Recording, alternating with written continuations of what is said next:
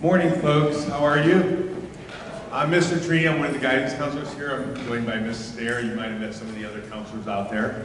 So, first of all, I'd like to thank you all for coming. We're very fortunate this morning to have a selection of college admission officers from some of the different universities in Florida. We also have Ohio State, from out of state. Try to give you a broad selection of schools. What we're going to do today, I'll kind of explain. We're going to have each of the university representatives do a short presentation about their school. They'll talk a little bit about their highlights, a little bit about their student experiences. They'll may touch on a little bit about their college application and admissions process, maybe a profile of what they're looking for in their students who apply. And then, once each of the schools has an opportunity to present their information, we'll have them sit again, and then we'll open it up for general questions, either general questions about the college application or admission process, or specific questions to that school or university. All right? So I am going to introduce who we have here, and then we're going to begin with FAU. They're going to go first. So from Florida Atlantic University, we have Miss Andrea Molina. From Florida International University, we have Miss Marie Ray. From Florida Gulf Coast University, we have Miss Laura Metzler. From the University of Central Florida, we have Miss Annie Shea. And from Ohio State University, we have Mr. Antonio Serrano. I also invited St. Thomas. They're in Miami, so she may be on her way. Her name's Jessica. And if she comes, she'll join us as well. Okay? So I'm going to open the floor first to Florida Atlantic University, Miss Molina. I'm going to let her talk a little bit about what makes FAU a special place.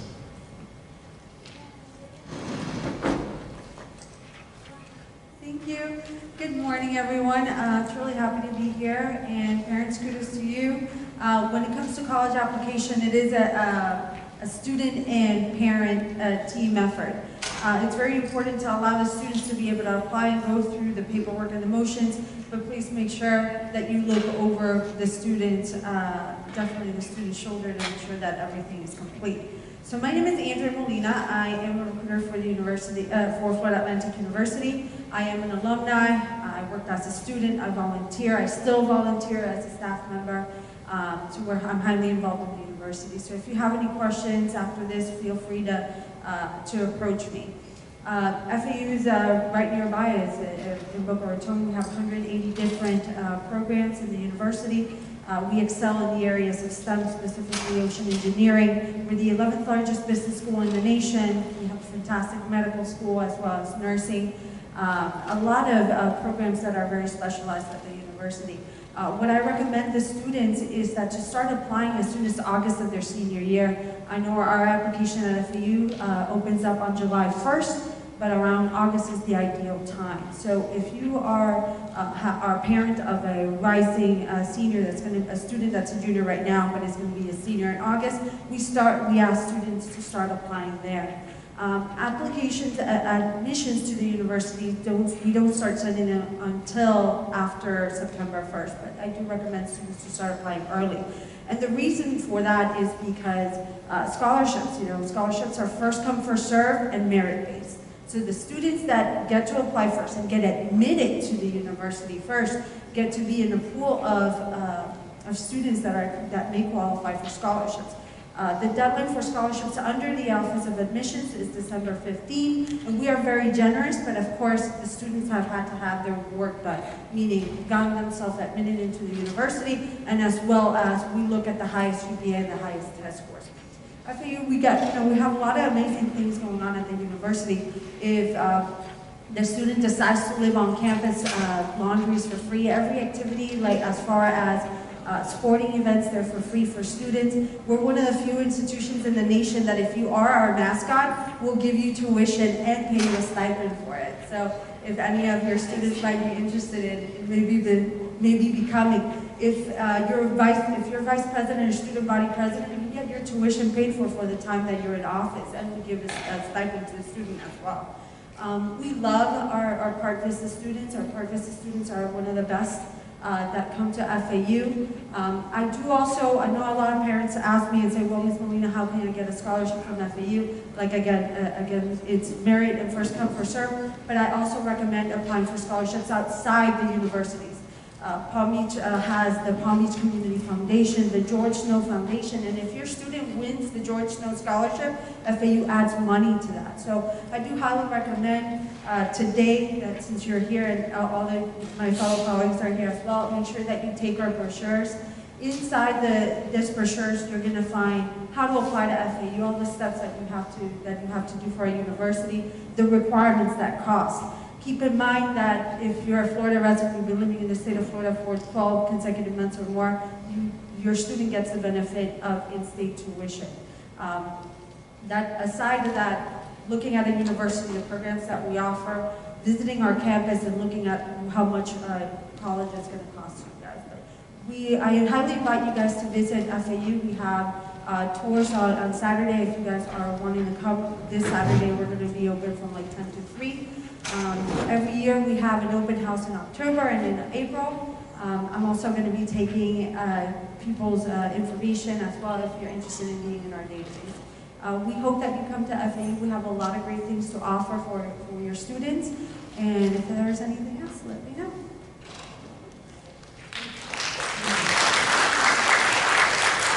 I will also mention FAU is one of our partner schools for dual enrollment. So most of our students who choose to do dual enrollment in high school take a high school course while they're a high school student and earn both high school and college credit. Most of them do it at Palm Beach State because they are a little bit closer to us, but we do have students who explore that option at FAU, and that is available if your child's an underclassman and they meet the eligibility for GPA and for test score. So next up, we have Ms. Ray. She's from Florida International University, and they're a great school down in Miami. We're going to have her talk a little bit about FIU. Thank you, thank you. Hi, everyone. Happy, what is it, Friday?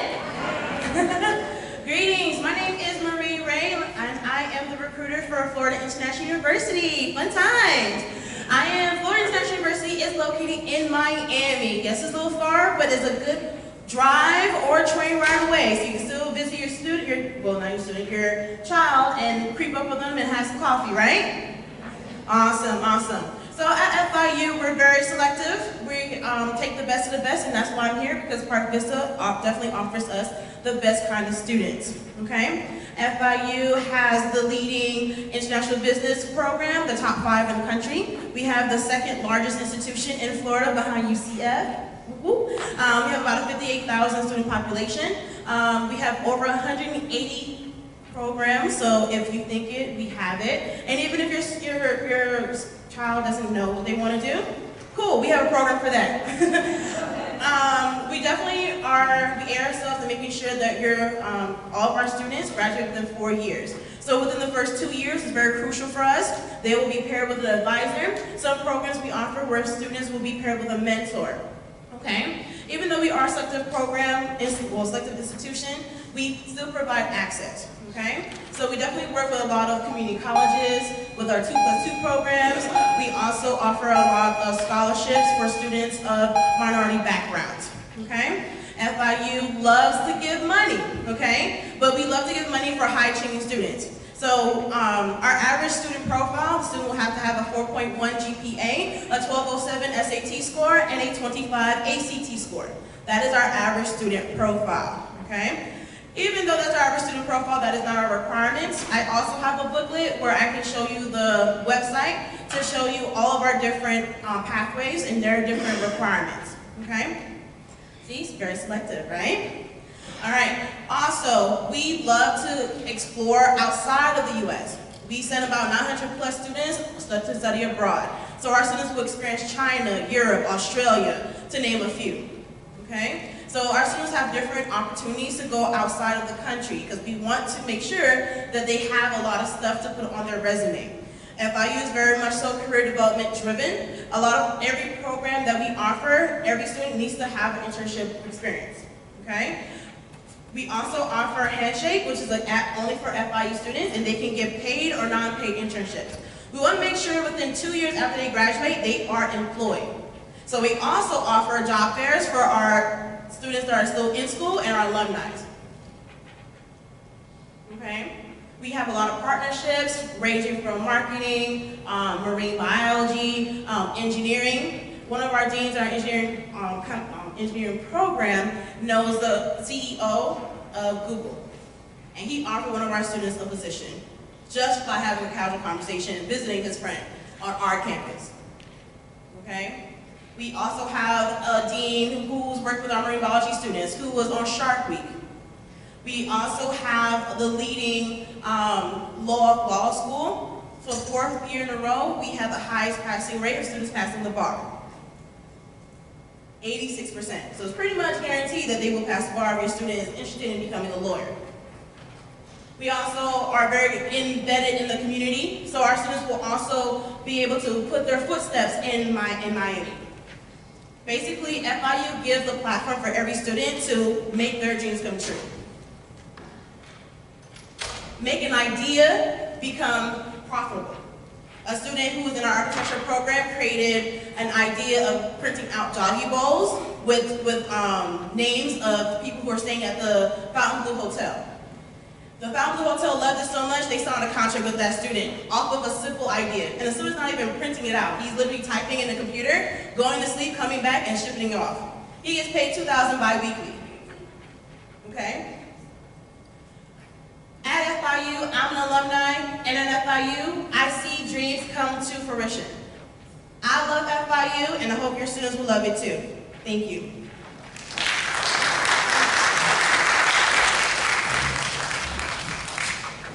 Isn't it a beautiful place? Next, we're going to have Ms. Laura Metzler from Florida Gulf Coast University. She has her own presentation, so Ms. Sarah's going to open it up.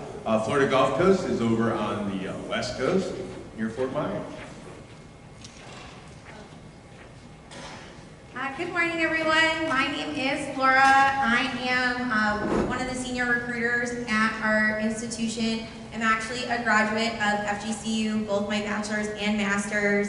I'm a former tour guide, so I do know a lot of information about the campus. I love talking about FGCU. So my contact information is up on the screen if you want to write that down and contact me throughout the year as your child is applying to the different universities. I'm the point of contact for West Palm Beach area. And Park Vista is actually our #1 school that we recruit from. I just ran a report the other day. We had over 263 students apply, and 88 of them have been admitted. So thank you for having me. I just want to talk a little bit about our admissions process. We are on rolling admissions, so we're continuously accepting applications throughout the school year. So the application becomes available on August 1st, and students technically have until May 1st to apply, but the earlier they apply, the better. So we do usually encourage students to try to apply before November 15th. That is the deadline to be considered for our merit scholarship.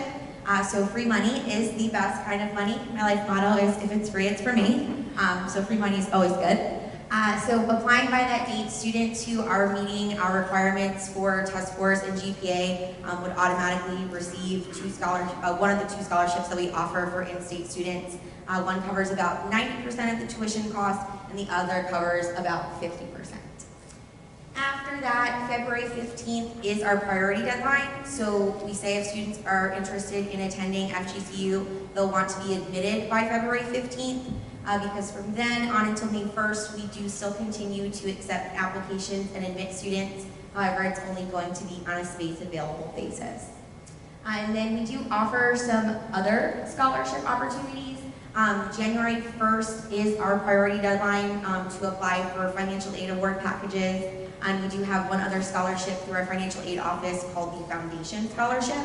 And anyone can apply for that. You can actually reapply all 4 years that you're in school. And those are over 200 scholarships that we offer. They range from merit-based to need-based. Students can receive more than one, and they're all based on donors from the area, so there's different qualifications. And by submitting that one application, students can be considered for all of those.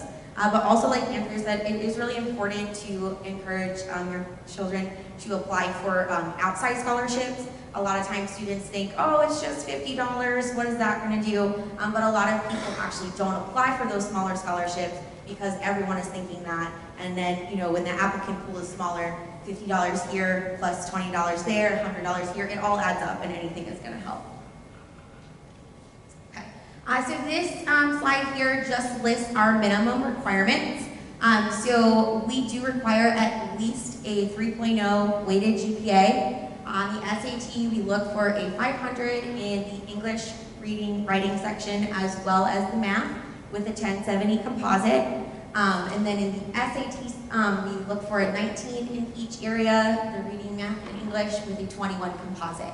Now these are our minimum requirements, so meeting these don't necessarily guarantee admission, but you need to at least have those to be considered. The higher the test scores, the higher the GPA, the more a student makes themselves competitive as an applicant. We do not require an essay, no letters of recommendation, no resume. It's basically just going online, completing the application, sending that in to us, and then also sending in the transcripts and the test scores. And I actually came here in the fall and spent some time with some students filling out their applications, and we were able to do it within like 45 minutes. It's pretty easy to go through that. Okay, housing, probably my favorite part of the campus. I like to brag that when I was a student, I was one of the first residents to live in South Village. So FGCU is only about 21 years old. We're a newer institution, smaller to medium-sized campus. We have about 15,000 students currently enrolled. So this picture here is actually of South Village, the freshman housing. There are 5 buildings over there now. No matter where you live on campus, whether you are an incoming freshman or a senior, you will always have your own bedroom. So students love to hear that they don't have to share with anyone else. The bathroom is located right within the suite or the apartment. You're not walking down the hall. No need to buy shower caddies or shower shoes. It's all right there for you. And it's what we call a living learning community. So you want to make sure the transition from high school to college is as smooth as possible. So we do have academic advisors over in the freshman housing. Students are required to meet with them twice a semester. We have some cohorts for different programs. So students who are interested in leadership, we are a service learning based institution. It is a requirement to complete 80 service learning hours before graduating. So anyone who's interested in leadership and civic engagement, we have a special wing in the housing where those students can all live together and work on projects. We have one for women in the STEM programs. There is also for Honors College, and then we just started another cohort for entrepreneurship. Our business college is doing a lot of innovative, exciting projects right now, and we just got entrepreneurship as a major. So we have an offsite location called the ETI. It's the Educational Institute Technology Building, and we have a program called the Runway Project. So it's kind of like Shark Tank. Students who get into that program pitch an idea or a project or a startup company, and then they're all competing against each other. At the end, whoever wins the program gets some funding to start those projects. All right, and then I just want to talk about coming and visiting the campus. I'm probably a little biased because I used to be a tour guide, but I highly recommend going and visiting any institution your child's interested in attending, because they may think, oh, I want to go here, so-and-so said this place is great, and then they get there and they're like, oh my goodness, this is too small, or this is overwhelming. So seeing what the housing looks like and what the classroom space looks like, that's a great way to learn more about a campus. We do offer 2 open houses throughout the year. They're always the 3rd Saturday of October and February, so the next date is October 20th. I will be there from 9 to 1 for open house, and that's really the only time students and parents can see our classroom spaces and talk with professors about our different programs. And then we do offer tours throughout the year. And this last slide here, our campaign slogan right now is the FGCU effect. So I like the theme of that.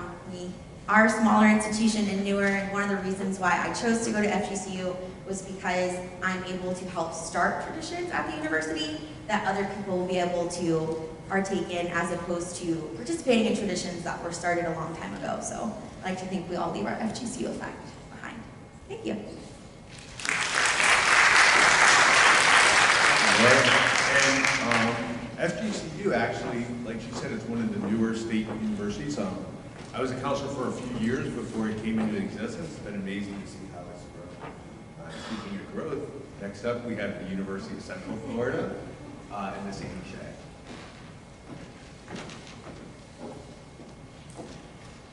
Good morning. My name My name is Annie Shea. I am the Regional Director of Recruitment and Senior Assistant Director of Undergraduate Admissions at the University of Central Florida. Sorry, we are located in Orlando, Florida, so we are considered the most magical university in the world. That's all I have, folks. Now, we were founded in 1963. That's not incredibly important for you to know, but I think what is important for you to realize is that we're about 55 years old. We started with just a couple thousand students in rural East Orlando in '63. Now, 2018, within 55 years, we have grown to be one of the largest universities in the entire country, about third or fourth largest in the entire country. We are the largest in the state of Florida. That type of growth is unprecedented. I think that growth really does attest to the amazing things that our students are doing at UCF, and of course the awesome things that they're doing once they graduate from the university. Now you guys are sitting here, you're thinking of your students, you're thinking, oh my gosh, that's a big school. And yes, we are a big school, and please understand that we do not make any apologies for being a big school. We like being a big school. We feel that our size at UCF affords our students more opportunities, and as you learn more about UCF, you're going to see that word, you're going to hear that word opportunity. Because of our size, we are able to offer over 220 degree programs, all the way from the bachelor's level to master's, PhD, and of course the professional degrees like the medical degree. We have an extensive undergraduate research program, especially for your students who are looking to go to graduate school, who are looking to go to professional school. It's incredibly important, even at a big school like UCF, that they take part in undergraduate research. Because our own medical school, we meet with them every year, and that is the one thing that stands out the most to admissions committees for grad school is undergraduate research. Studying abroad, we have a robust study abroad program. We have month-long programs over the summer to entire years spending overseas, programs within about 52 different countries for our students to choose from. And then probably, of course, what UCF is most known for, and something we are incredibly proud of, and a lot of times why students choose to attend UCF, and that is, of course, the real work experience students are going to get while they're still in the school at UCF. Where did I say UCF was located? I think we all know this. Orlando, yeah. And what is Orlando known for, besides black and gold? Yeah, Disney World, Universal Studios, sure, I think there were 95 theme parks counted in the Central Florida area, so obviously your students will have a very unique social experience that they're not going to get anywhere else. Orlando is the #1 family tourist destination in the entire world, but I think what's overlooked a lot of times, guys, is the fact that Orlando is not a small college town. Our students do not have to go far outside our UCF door to get real experiences, and because of our reputation at UCF, because of how well our students do, we are able to have for our students one of the largest internship and co-op programs in the entire United States. And these internships and co-ops a lot of times are paid, especially if they're a co-op program, where students are able to get credit while they're working during their bachelor's degree before graduation. We have over 800 partnerships with schools, hospitals, engineering firms, law firms, businesses for our students to get this real experience in the Orlando area, and of course outside of Orlando as well. And our students do very, very well once it's time to graduate. And of course our students do a lot of things outside of the classroom as well. We know it's important at UCF that our students have a healthy social life as well. champs. No, I'm just kidding. Our students have so much to do outside of the classroom, and we want them to be involved. We have, again, over 800 organizations and clubs to choose from.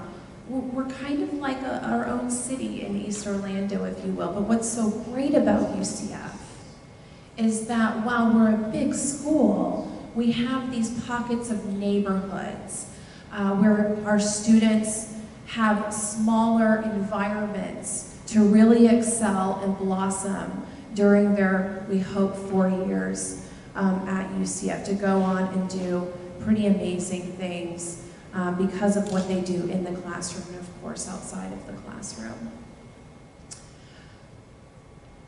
Now, I know all of you are dying for your kids to apply to UCF now. So a couple of things to understand, and there's a lot that goes on with our application process, and I of course, cannot go through all of that now.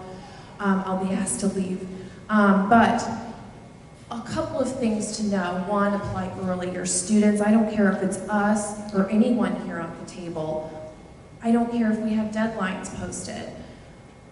Your students have to apply early through the application process for any school. And I know some of us have already mentioned it. A lot of times scholarships are viewed very early in the admission process. There's usually an application. If not, students have to already be admitted early to be reviewed for these scholarships. Housing, all of it, early. Make sure your students apply no later than that first semester of their senior year. The earlier the better.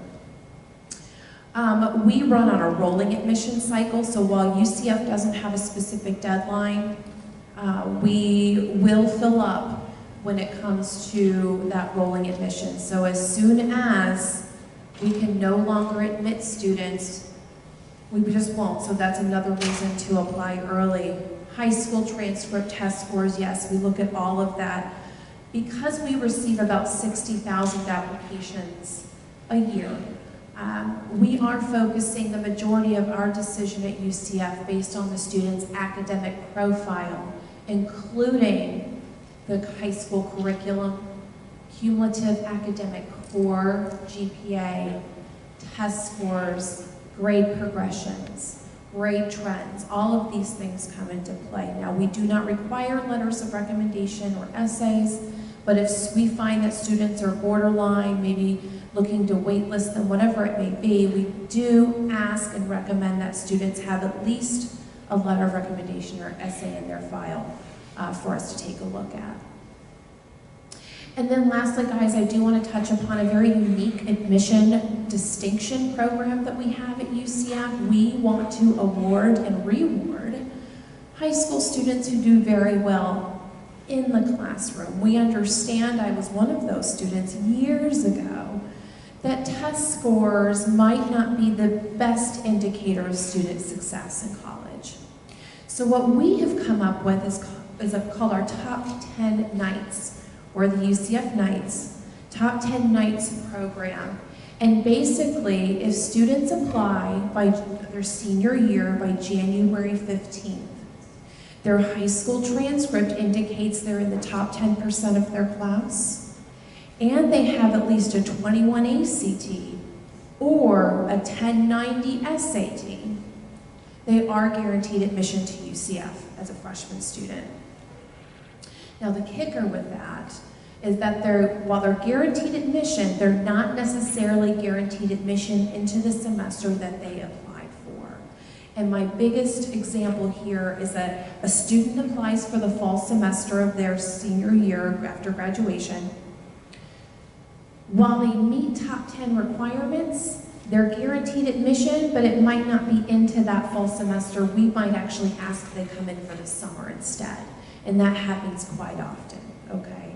But what an awesome, awesome admission distinction program. So in September, when your student is sitting down and applying to UCF, they know they'll be admitted. And we want to make sure that students understand that that's quite a reward.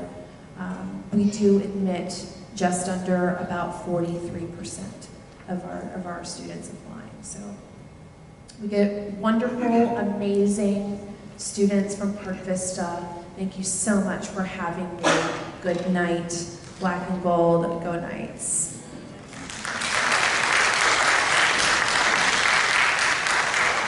Thank you. And we're very fortunate to have all of these representatives visit our school, and they usually come in the fall. Sometimes they come in the spring as well, so I encourage your students to come. I know for myself and my colleagues, we just consider ourselves very fortunate to have this group here today. Next, we have Mr. Antonio Serrano from the Ohio State University. Thank you, Peter. Good morning, everybody. Well, you guys really do have a beautiful place to call home here in Palm Beach County. I'm here to share with you a perspective that's outside the peninsula, to give you an idea of what it might be like, or the admissions process is for someone who wants to apply out of the state of Florida. And I really think it's courageous and encouraging when I travel through Florida doing my recruiting to see so many brave young people looking to have a new experience outside the state. My name is Antonio Serrano, and I am the Florida Regional Recruiter for The Ohio State University. And this is one of those true, iconic American public universities. We've been around for a long time, since 1870, and we are one of the nation's largest public universities, right alongside UCF.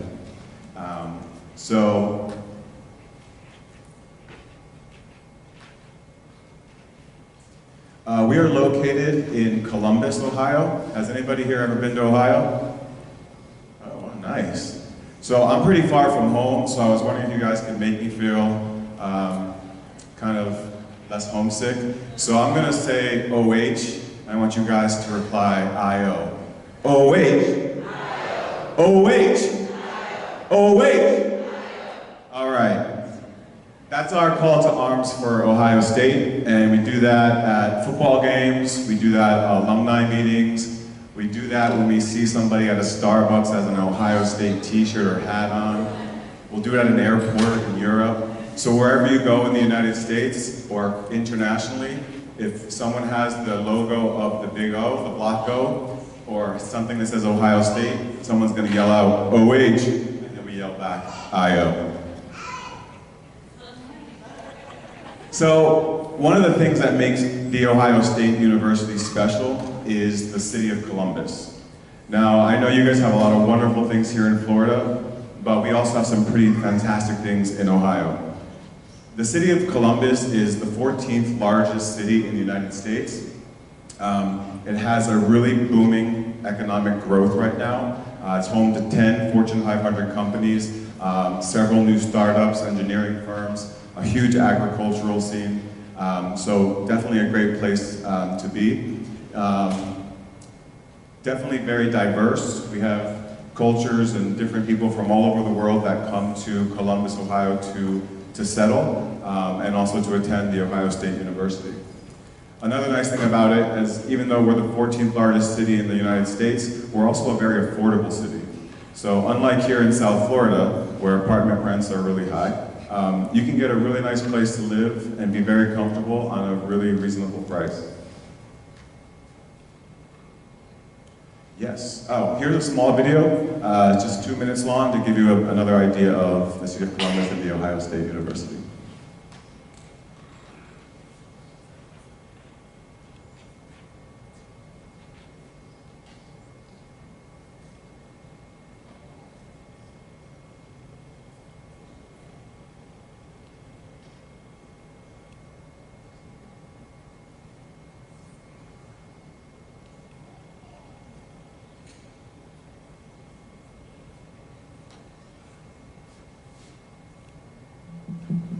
A university is more than just classrooms.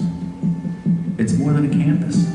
And sometimes it's more than you expected. Because your college years aren't just about experiencing college. They're about experiencing life. The Ohio State University is known for great professors, great programs, a great reputation, and a great city, Columbus.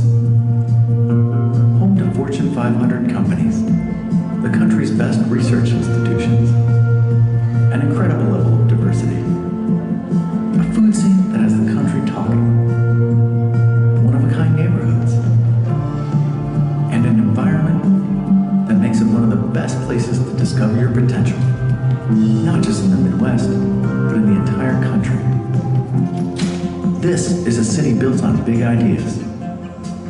It's open-minded, creative, and lots of fun. So choose wisely, because where you end up has a lot to do with where you begin. Sure, small college towns might be quaint, but quaint doesn't look good on a resume. So find yourself, where potential has been transforming into really big things. For over 200 years. Don't just pick a university, pick a launching pad. Because your time in the classroom will make you smarter, but your time outside of it will make you, you. This is Columbus, and it's time to start the journey.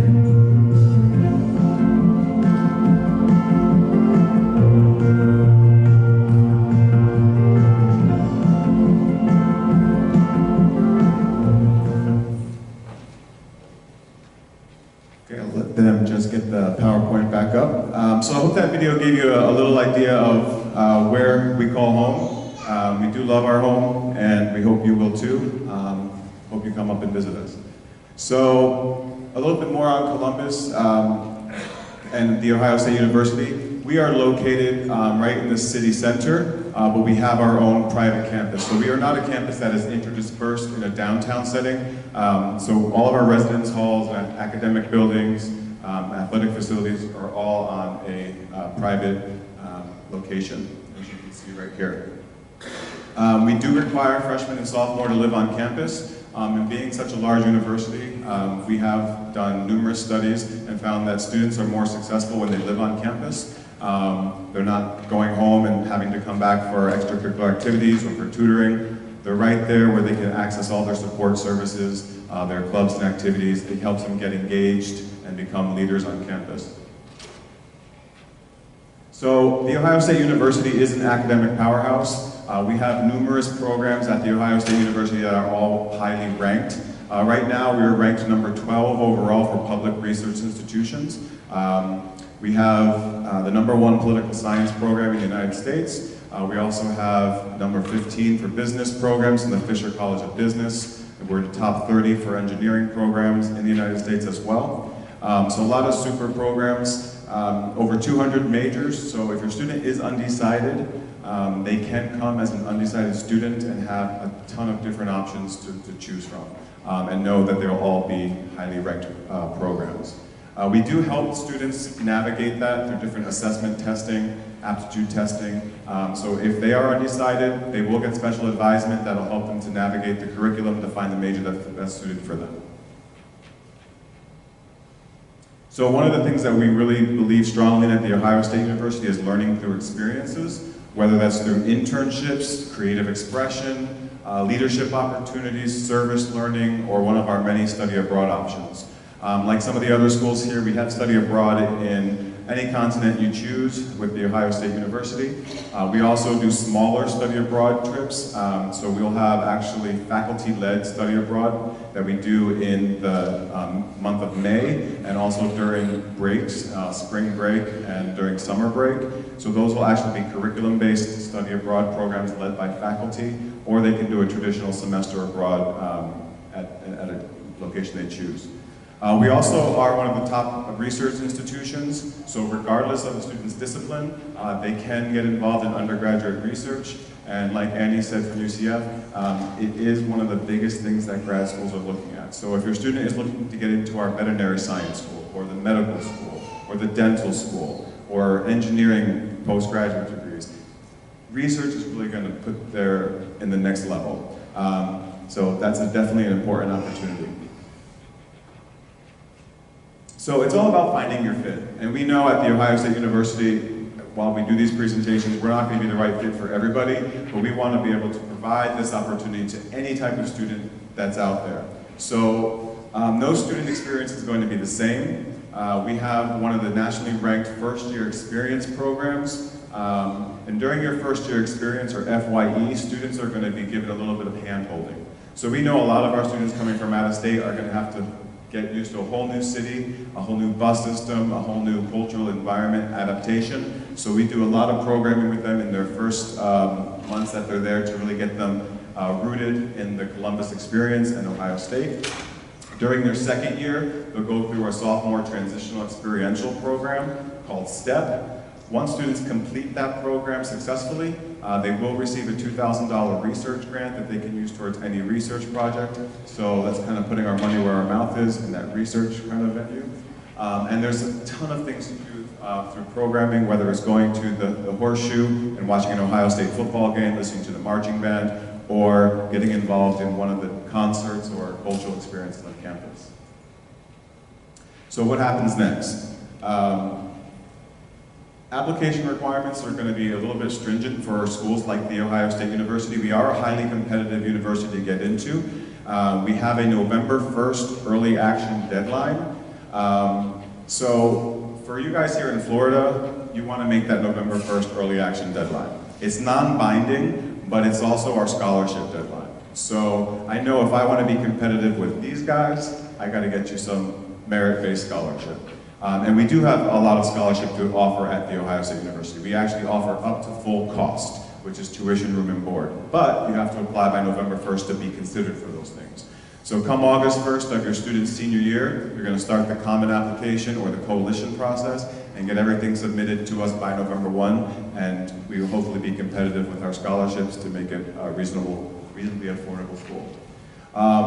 Like I said, the two applications that we use are the Common App and Coalition App. We require students to submit their high school transcripts, and we look at grades between 9th and 11th grade mostly. Sometimes we'll ask to see 12th grade.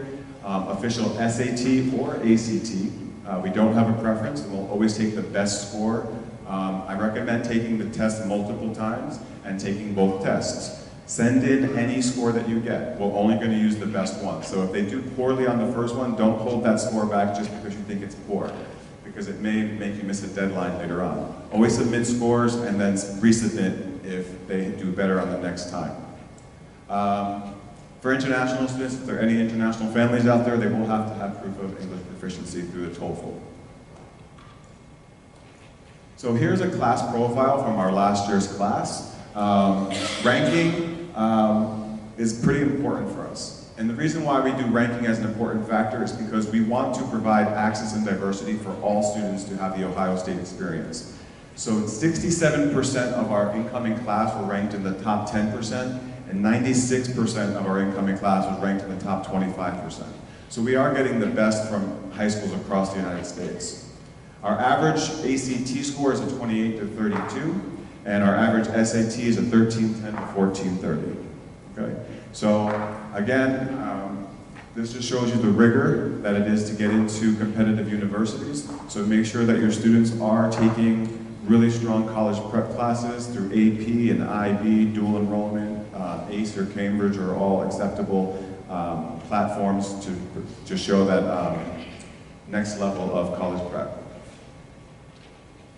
So here's some admissions factors that schools like The Ohio State and we will look at. So college prep curriculum, I would say almost 100% of our students come in with advanced level courses, whether that's through the AP, IB, Cambridge, honors. General degree programs are not strong enough for schools like The Ohio State. SAT and ACT scores with the writing, accelerated curriculum. Another big component that we look at, we get around 54,000 applications a year, and we're looking to get a class of 7,100 students. So it is competitive, and not every student who is academically qualified will get admitted. So I always try to tell students, don't feel bad if you're not admitted to university, because it has nothing to do with you. It has something to do with what the university's mission is and what the directives are from our leadership. So each year, our leadership sends us directives based on geographical diversity, cultural diversity, what programs they want to increase numbers in. So sometimes students who are qualified academically to go to The Ohio State University may not get that acceptance letter. And it's just because it's not the right fit that year, okay? So we also look at things like the ability and desire to contribute to our diverse community, whether that's through leadership things that students do in high school or outside the classroom, and then work experience as well. So here are some important dates. Application deadline, our early action. Students will get a decision before mid-January, but they can get it even before Thanksgiving if they apply by November 1. It's our scholarship eligibility deadline, so if you want to be considered for up to full tuition, you would have to have everything in by November 1. Our regular decision deadline, if you don't care about scholarship, then you can apply by February 1. You'd want to accept your offer by May 1st. And then we do orientations in June and July for an August 18th this year class start.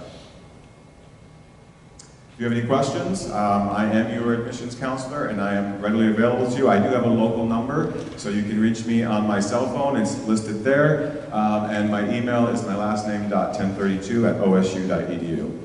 OH. Thank you. Don't worry, he's going to train you up. All right, and our final presentation is going to be from Jessica Loeb from St. Thomas University.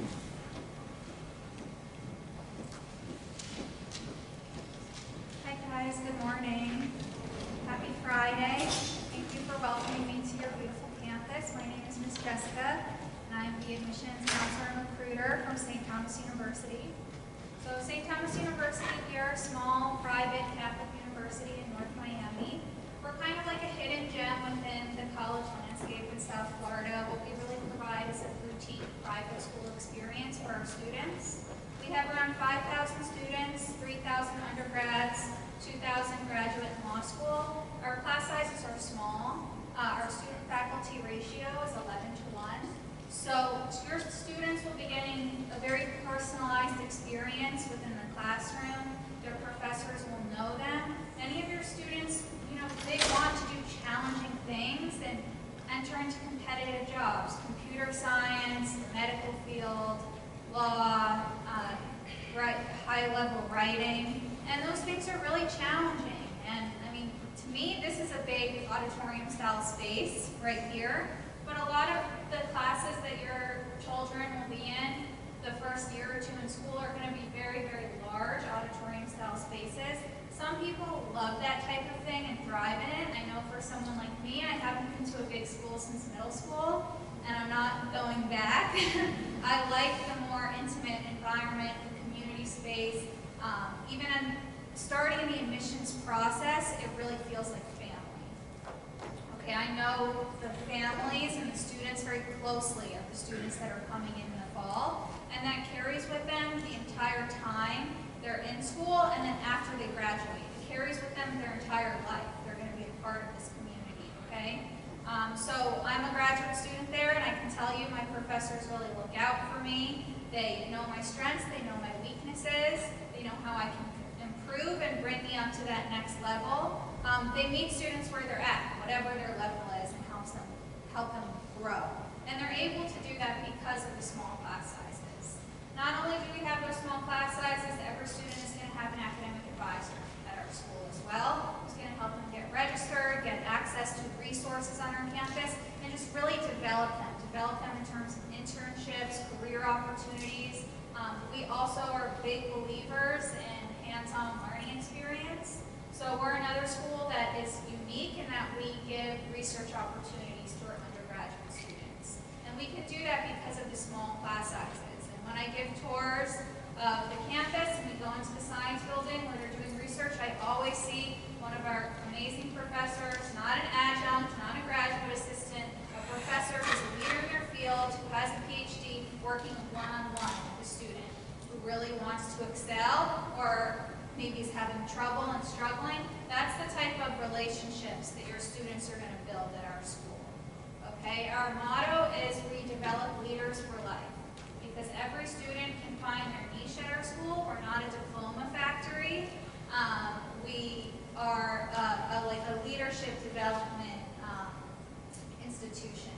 So your student who you might not think that they would get involved in student government or running a club or doing a bunch of community service or studying abroad, they can spread wings and grow there because they feel safe and because they feel like they're supported, okay?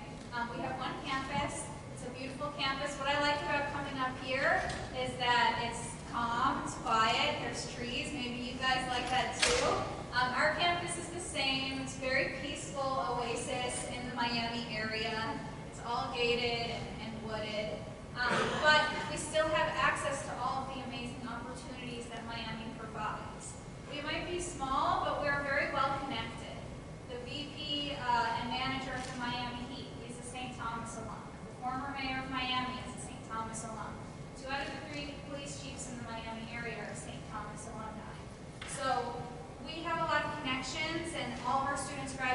1 to 2 internships under their belt.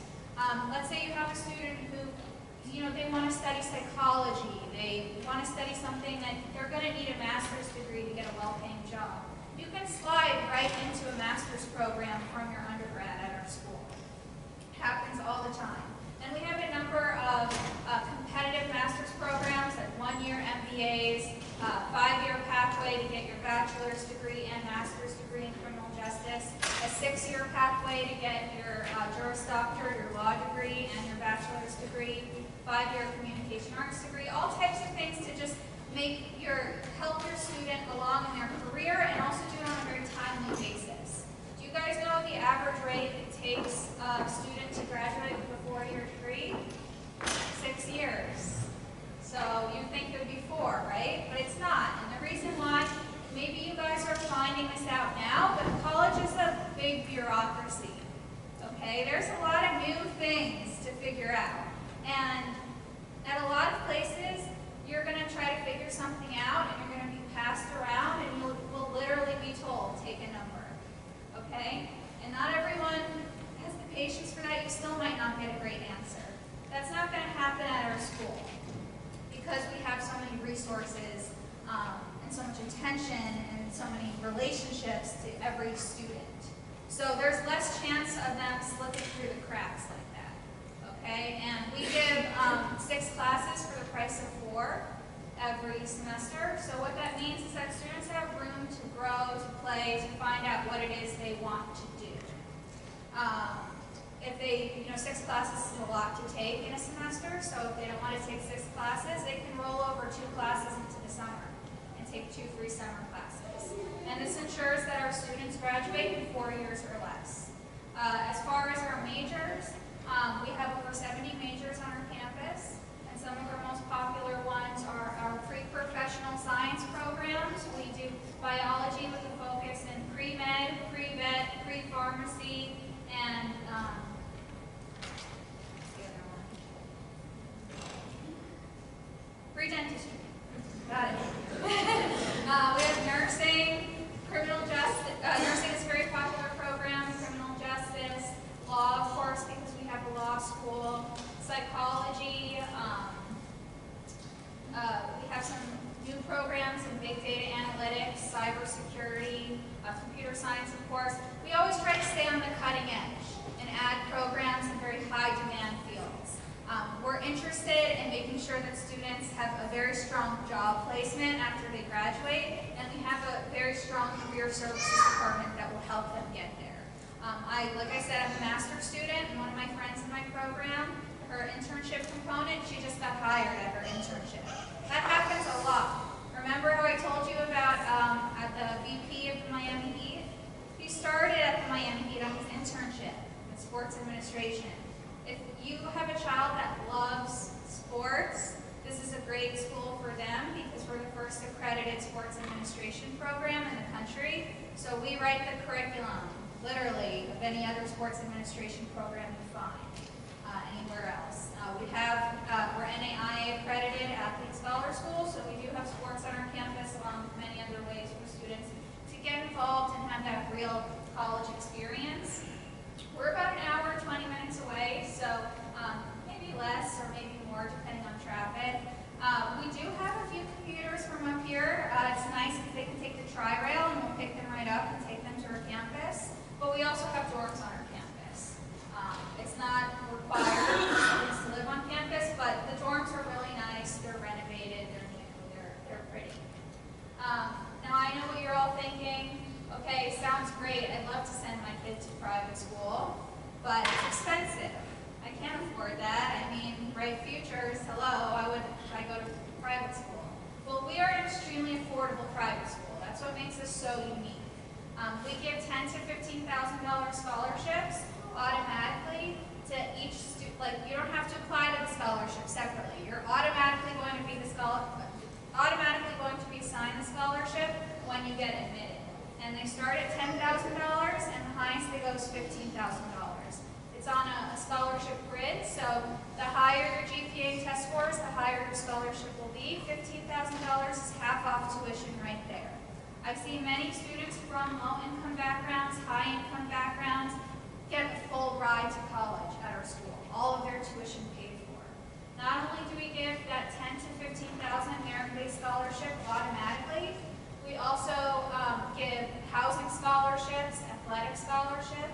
early commit scholarships.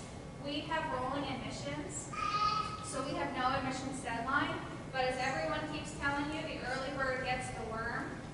And if you apply early, you know you want to come, take a tour during the summer, see our beautiful campus, and pay your tuition deposit early. We're giving $7,500 scholarships this year to students who are coming in early, okay? Early commit. And these scholarships renew every year for all 4 years of school if they maintain a 3.0 GPA. We accept Bright Futures, we accept Florida Prepaid, we accept any outside scholarships, any money from the FAFSA, like Pell Grants. Have you guys ever heard of the Florida Resident Access Grant? Okay, me neither before I started doing this, but the Florida Resident Access Grant is a $3,300 scholarship. The state of Florida will give you if your child goes to a private school and they're a Florida resident. And if you're low income, there's a $1,500 extension of that called the Florida Student Assistance Grant. So, and we also have housing scholarships too. Did I mention that? Okay. So the point is, these scholarships are stackable. If you don't believe me, send in a FAFSA, send in an application. Just see how affordable a private education can be, because it is within reach and it's pretty remarkable. We make the admissions process easy for you guys. Rolling admissions. What we need is an application, high school transcript, and test scores. And once again, it starts the private, like building the relationships and becoming family. It starts with me. So please, you know, reach out to us. We'd love to show you around and give you a tour and meet your family. If you have any questions, you know where to find me. Thanks, guys. All right, let's give them all a round of applause for more. So in a moment, we're going to open it up for questions. We're going to have a microphone here. If you want to ask a question, just get in line. You can direct a question that's general to all of the university representatives, or if you have a specific question to a certain university rep, you certainly can ask it. Of course, I'm going to start with the first question, okay, as a guidance counselor. So right now we're dealing with our students that we're seeing. We're seeing if you have an underclassman here, 9th, 10th, or 11th grader, we're meeting with them about their course selections for next year. And we're distributing them guidance information. We're just about done with that process. We have a few 9th grade classes left to meet with. When we meet with them, of course, we stress to them based on their objectives after high school. We advise them on what they should be thinking about, what they should be pursuing, important information to consider. One of those things is if they are thinking about, entering a 2 or 4 year college or university, we stress to them taking rigorous classes as they choose their courses, to try to apply for AP and ACE classes in each January. Ask their teachers about elevating their classes if they're performing well in the current class, and also choosing academic electives and trying to expand beyond just the minimum requirements for graduation in classes like math, science, social studies, foreign language. Take those expansive classes in rigor. So I'm going to ask each of them, they have a microphone. I'm going to hand this mic to you guys and pass it around. We'll get the other one going. But I'm going to ask, because I run into this, especially as our students move into their junior and senior years, about how you evaluate, as you say, when a student applies to college in early fall of their senior year. For most schools, they're sending in a transcript, so the school's going to evaluate their curriculum, their courses, the level of their courses, and their grades for grades 9 to 11. But they're also going to ask, what course plans do you have for your senior year? What's your planned curriculum? So I'd like each of you to just talk a little bit about how you evaluate that rigor in the senior year, kind of what you're looking for. How many academic units? What do you consider? Because we do have a little bit of a subculture here at Park Vista about taking like periods off, like leaving early. And we try to battle that, but I want each of you to kind of address what you're looking for. Are you looking for 4 academic units, 5? What kind of thing senior year?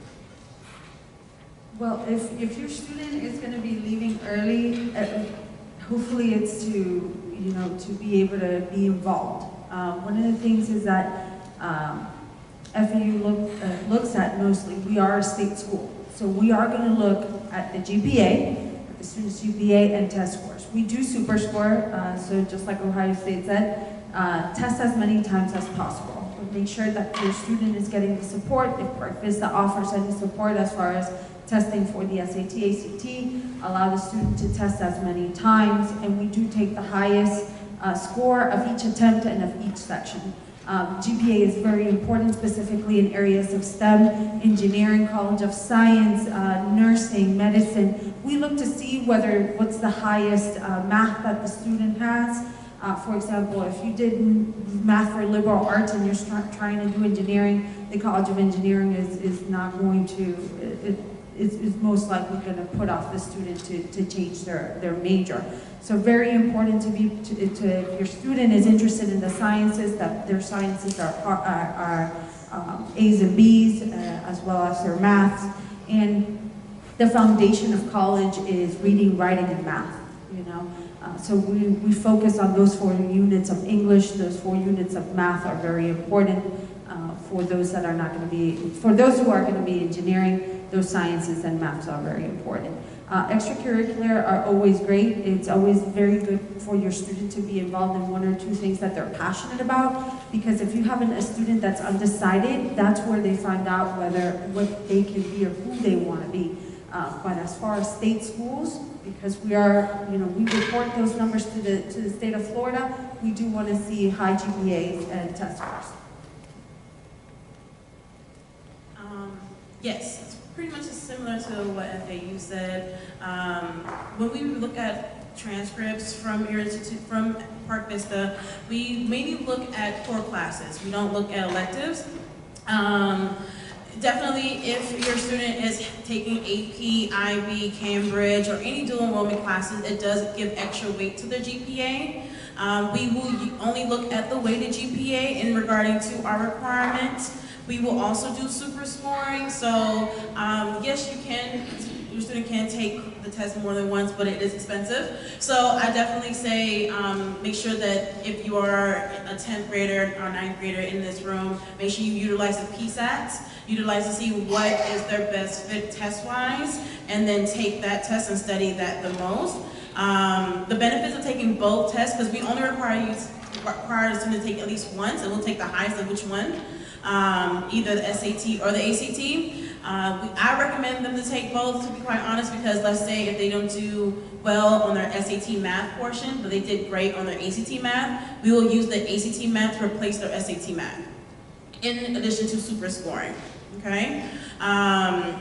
We will also, again, apply early. Apply early is like the theme of the day, right? The key about applying early, especially for me, because I'm the one that looks at all of the applications and make sure that they get everything in. All the counselors will know I email them a lot about getting their transcripts in, is because I'm able to help the student. I'm able to look at your application, I'm able to see if they need a retest, I'm able to see if they need to send in additional information. If they have the scores but their GPA is low, I'm saying, hey, after the fall, after you finish the first half of your senior year, send me updated transcripts so that we can get that added onto whatever you have to see if you made the threshold. Typically, students are able to apply their senior year into college, but we have our application open in the summer. So again, they can apply as early as the summer of their senior year. So this upcoming July, if your child's going to be a senior starting in August, and we are also non-binding. So send it early, send all your transcripts early, because sometimes transcripts may get lost. So if they're able to send it either directly to me or directly to the school early, it kind of solidifies that the school does get their transcripts. A lot of times what holds process is not getting the transcript or not getting the scores early. So it is very important that you allow your child to do the tours, research the school they want to, so they can get the top 4 or 5 schools that they want to apply to, so that when they do these testings, they will put those schools on those applications so they don't have to worry about when we're getting those test scores, and also make sure that they send their high school transcripts early, okay? Again, AP classes, a lot of institutions do by grade, like point systems. We also have our point systems available online, so they, depending on what they got on their AP scores, IB scores, will let us know how many English credits they'll get or math credits they'll get. If they do dual enrollment, their GPA does follow them, and depending on the grade they'll get, that will get transferred over. It needs to have a C or higher to be transferred into the institution. Okay? And also, just to make sure that they know the requirements, if they're doing dual enrollment, we have a feature online called Transfer Credits. It's transfer.fiu.edu. They will look on there depending on what major they want to go into in college, if they know. So they'll know what classes to make sure that they will expect to take when they come into institution. Just because they are dual enrollment students does not make, we will not put them in the category of transfer students, because we want to keep them in the cohort of freshmen, right? You get more money if you are a freshman student. So a lot of times I will get questions, am I a transfer student? Do I apply transfer? No, you are a freshman, but you will be, they will get put in as a transfer status after the first semester, depending on how many credits they bring in. I think I handled it. All right, good. Okay, I'm gonna ditto everything that FAU and FIU said. We basically have very similar processes as far as what we're looking for. What may be a little bit different is we have admissions officers, so I do not evaluate the applications. I'm kind of the person on the front line that's representing the student. So that's why I shared my contact information, because I'm the person who's gonna be advocating for them. So you know, if I've been communicating with them all year and they're a borderline student, I'm going to be more willing and likely to, you know, fight on their behalf, as opposed to someone who's never visited campus before, hasn't talked to me, they're applying in March after our priority deadline. So just having that open line of communication and making sure that you are understanding all of the requirements for specific universities, because they all differ. So one good example is we have students who are going into our nursing program come as pre-nursing students, so it's not a direct admit program. So just kind of paying attention to what Andrew said, taking those science courses and the math courses, because we will not, you know, be able to let students into those programs without those strong foundations, and then they would be applying with a separate application that sophomore year of college. So we do require all of the units that students need to graduate from high school. A lot of times what I find is missing is that 2 consecutive years of foreign language. So just something to throw out there, and that's pretty much it. So, as you go through this process, you'll find that, you know, most of us are going to be requiring the 18 units, 20 units of core classes for graduation. Beyond that, though, it's incredibly important, and I'm speaking for, I'm going to assume I'm speaking for the majority of schools, universities, institutions across the country. Curriculum in high school is incredibly important, and curriculum doesn't start junior year. So we are looking at a student's application beginning 9th grade year. Now, I don't want to overwhelm you as parents, I don't want to overwhelm the student, but it does start as early as 9th grade year, and we are looking to see that the student has selected what the school offers, and not all schools offer the same curriculum, and so we are looking at the school, what's offered, what's challenging, and whether or not your student took part in that curriculum. Please understand, a lot of you have been through this process, whether it be yourselves or with other students, other children that might be older. College is not easy. We know this, right? It is incredibly important that your student prepares in high school for the rigor of courses at the university level. And speaking directly to the senior year, what year is going to prepare a student more so than any other year? It's the senior year. If your student is sitting out on important courses, that's like sitting out an entire year before going into the most challenging curriculum they're going to have. So it's incredibly important that students understand. I'm not sitting around and saying, okay, APs, 7, dual enrollment, 10 courses. I'm not adding up all the courses. I'm looking for a strong, balanced curriculum that I know is going to prepare them for the rigor of UCF courses. So just take that into consideration, that the senior year is by far the most important year.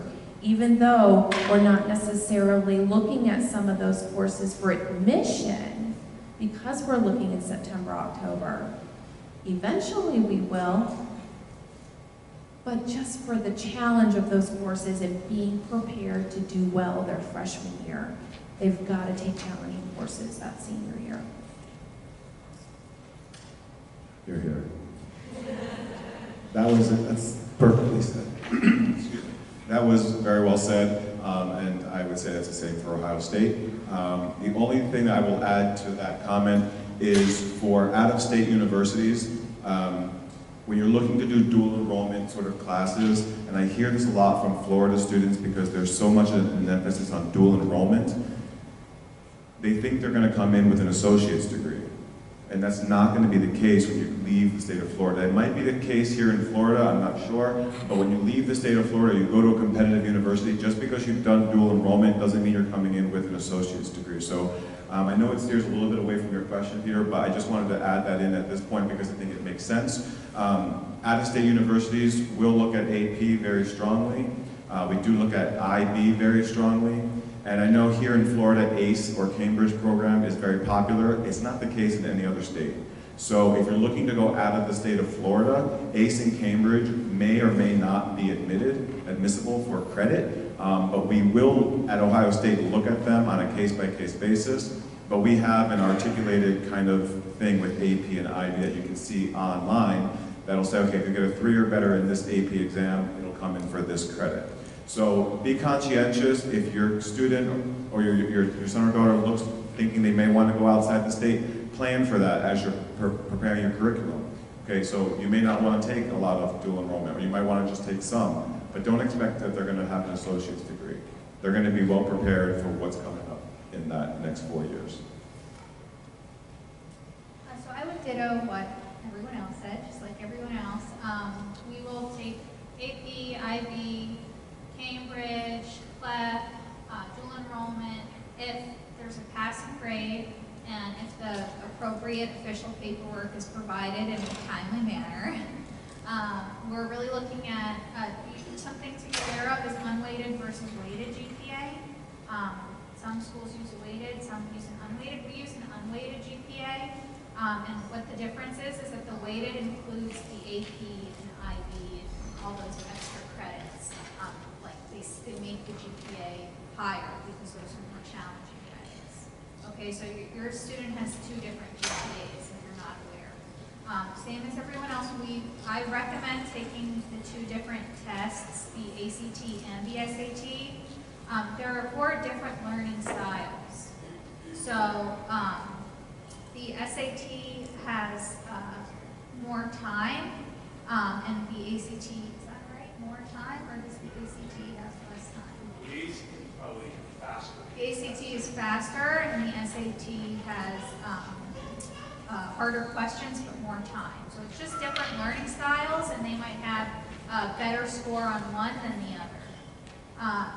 Really, I think something that I always tell students, because it makes sense to them, is you're paying yourself your senior year. Don't get senioritis, because if you slack that last semester, we're still going to get your final transcript, and you don't want your scholarship to go down because of that.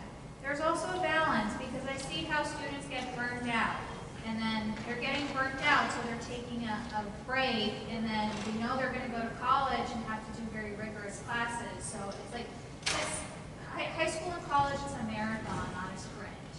So I think there's definitely some good conversations to be had with students about that, regarding maybe why are they skipping? It's not necessarily because they're bad. Maybe there's some method behind the madness, and I think just having these conversations early with students of, take your time and also really think hard about what it is you want to do. Explore the catalogs on the different websites, because I know all of us, we go to college fairs, we ask students what they're interested in, and you always hear doctor or engineer. And then you say, okay, do you love math? And they're like, no, I hate math.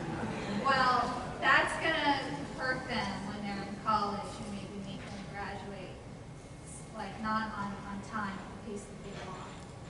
So really talk to them about what is it you're interested in? What is it that you want to do? Now I'm totally veering outside of the space of this question, but you get what I mean. It all works. Thank you. So we're going to open it up. If you have a question, just come up to the mic. Basically, if you want to sit and wait in line, that's fine.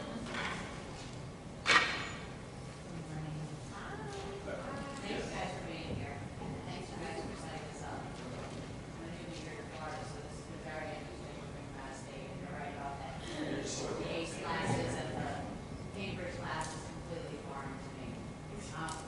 My question is for Andrea, and I know it's always hardest when you're the first person speaking because everyone else kind of picks off that first topic. My question for you is, what's the percentage of freshmen that live on campus? And, I'm sorry, and your minimum GPA requirements? Right now, we can fit 4,100 students on campus, and ever since I've been hired at FAU, we've been maxed out in housing. So we have altogether in all campuses, 30,000 students with about 4,100 students living on campus. Which is really nice. We have both freshmen, graduate students, and doctorate. We do divide lower level students and upper level students. So we do separate the freshmen from the older students. We like for the freshmen to live in the dorms that are within the university. You're going to see some dorms out next to the stadium, and those are for upperclassmen, for graduate students. As far as minimum, there are, I see kids getting in with minimum weighted 3.1 and maybe a minimum of a 19 or a 980 on the SAT. But when you apply, and a lot of universities do this, when you apply to a university, students select the fall. But if they don't meet fall requirements, we push them to the summer. If they don't meet fall summer requirements, we push them to the spring. If they do not meet requirements at all, the student is denied and offered to go to a state school for a year and then come back to FAU. Now, the minimums never guaranteed, again, because the College of Science and Engineering. And, it sounds, it sounds kind of like a fairy tale, if you will, but she'll know. She'll know that when she steps on FSU's campus or UF's or ours, what the right feel is. Now, going beyond that feel of just being on campus and looking at the pretty buildings, it's important to look outside the classroom. One time I had a friend that said, textbooks are given, it's basically the same textbooks in every single class, whether it be FSU, UF, or us, right? Professors are going to teach the same curriculum, right? You're going to get the same degree.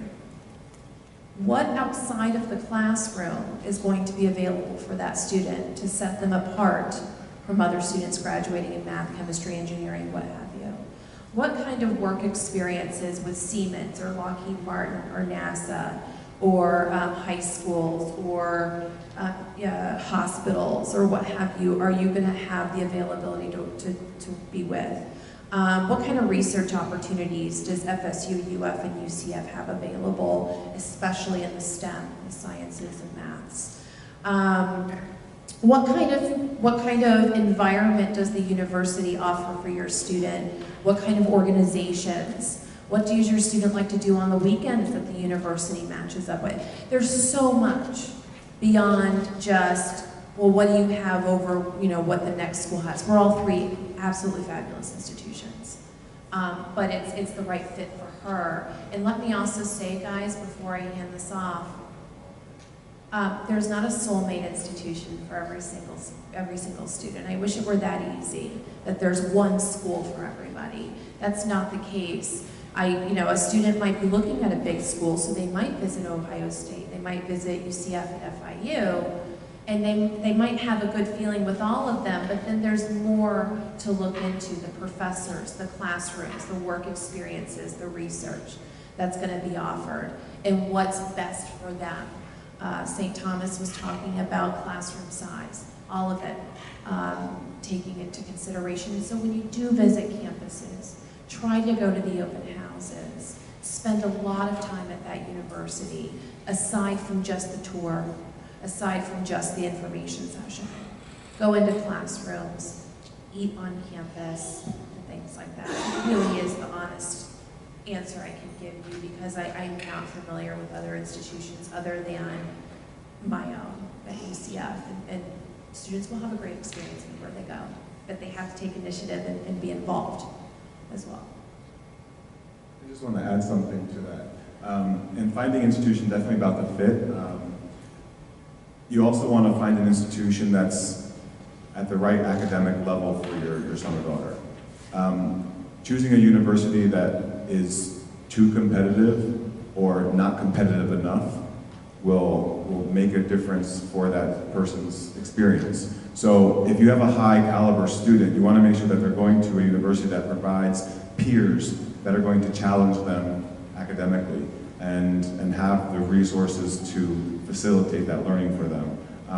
And then the vice versa. You don't want to choose a university that's too academically rigorous and have your son or daughter not be successful. So finding the right academic fit is also very important. So look at the class profile, look at the types of level of students that go to these universities to see if your son or daughter realistically will make it academically there. I'm going to add something to that, adding something. Another thing too is, we can tell you all of this information, help you as much as we can, but when you're on campuses, listen to what the students who are there are saying. Like, are they happy in that environment? Are they enjoying their classes? Kind of be like a secret shopper and speak to them and see what they're saying, because they're living it firsthand. And they're gonna, if someone is happy on campus, they are gonna be involved, like Annie said. If you're just sitting in your dorm all day and you're not participating, that person's view of that institution might be different than what is actually going on at that institution, because they're not putting that effort out there. One of the things that I've seen that most of my local schools do is that they go ahead and put a list of a date when your student needs to be done with their applications. And applications meaning that make sure that you apply to more than one school. That way you see if they offer you admissions, and then to visit them as well. I have some schools in Miami that they recommend their students to at least apply to 6 schools, So have your list of the schools that your student is able to get in, and have another list of schools that they would like to be admitted to. So definitely apply to several schools and visit them. Like the rest of the representatives here say, it is about preference. First, you want to make sure that the school has your major. Second, you want to see the cost. Third, one of the things also you want to see if the student meets requirement. And very last but not the least is to visit campus to see if your student sees yourself at home there. We visited Harvard, MIT, Stanford. You said you had 54,000 apps, approximately. What acceptance rate was that at? We were at about 38% acceptance rate. Academic-wise, as far as scholarships and those things, where are you at in that situation?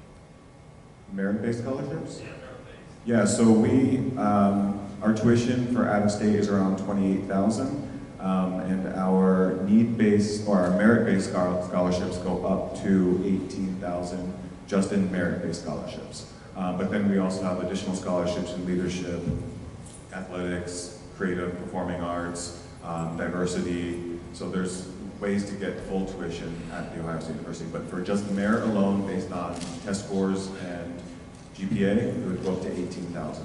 So that would bring a student into about our in-state tuition price of $10,000.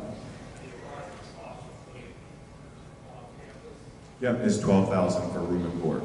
Yeah, so we're estimating around a $45,000 cost without any aid. That would be your tuition, room, board, airfare, books, living expenses for a full academic year.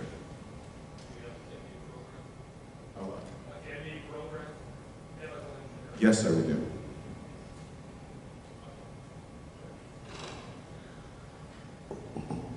Hi. Hi.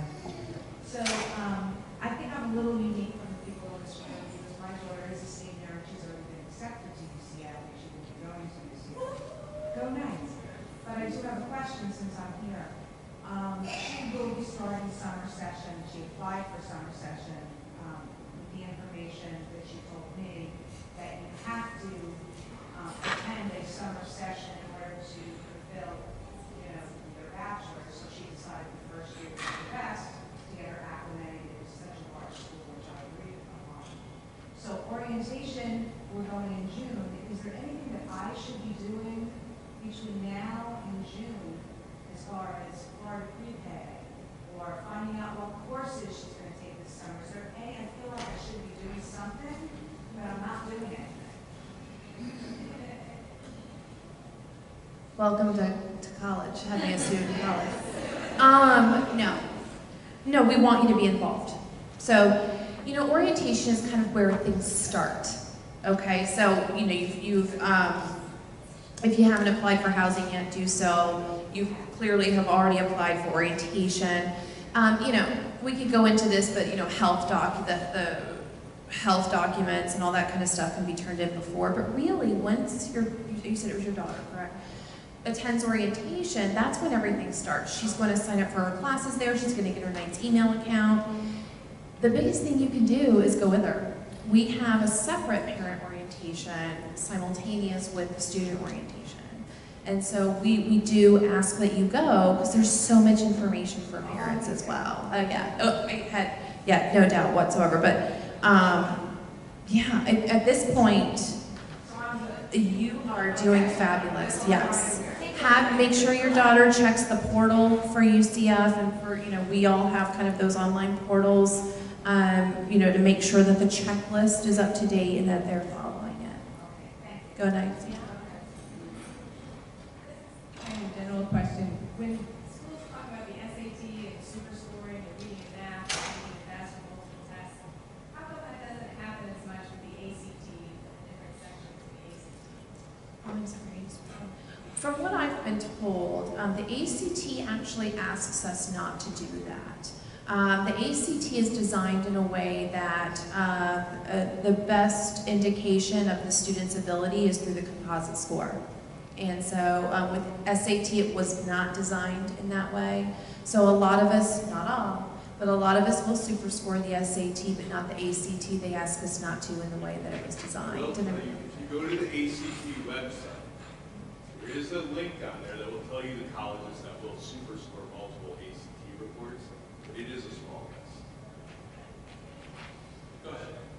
My son's also been accepted to you. Yay. And I'm in that unique situation where we're already there.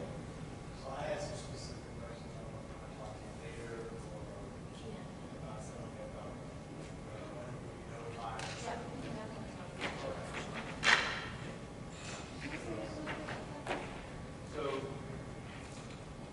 To wrap it up pretty soon. I will ask them if they want to stay and come down here, and if you have an individual question, you can ask them for a few minutes. We're not going to keep them too long because we are going to feed them some lunch.